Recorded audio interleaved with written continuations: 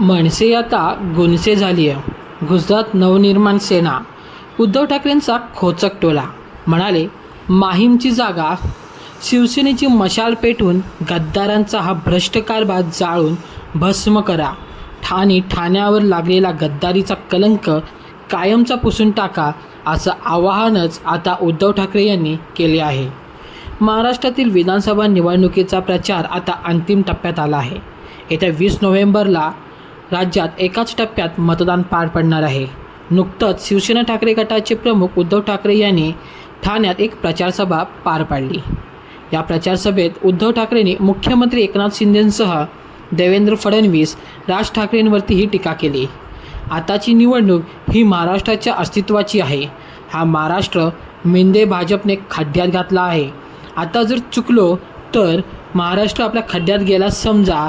आता जर चुकलो तर हा महाराष्ट्र कायमच्या खड्ड्यात गेलाच म्हणून समजा, अशा शब्दात शिवसेना ठाकरे गटाचे प्रमुख उद्धव ठाकरे यांनी हल्लाबोल केला आहे. उद्धव ठाकरे यांनी ऐरोलीचे उमेदवार MK मडवी, कोपरी पाचखाडीचे उमेदवार केदार दिघे, ओवळा माजीवाड्याचे उमेदवार नरेश मनेरा आणि ठाण्याचे उमेदवार राजन विचारे यांच्या प्रचारासाठी ठाण्यातील गडकरी चौकात सभा घेतली. या सभेत त्यांनी भाजपसह शिंदे फडणवीस सरकारवरती जोरदार हल्लाबोल केला.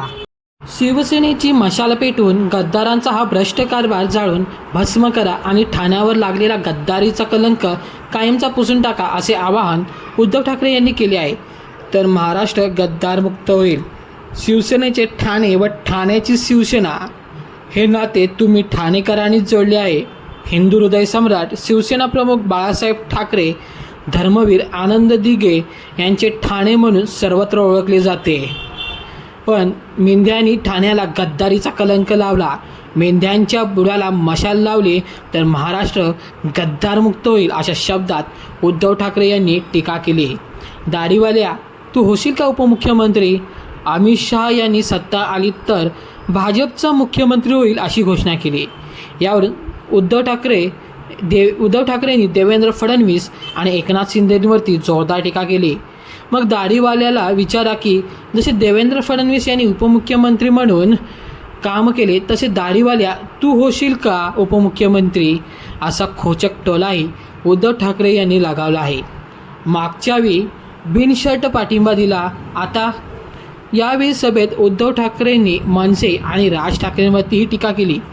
गुजरातला हे लोक ढोकळा खायला गेले, ठाण्यातली मिसळ खायची ना.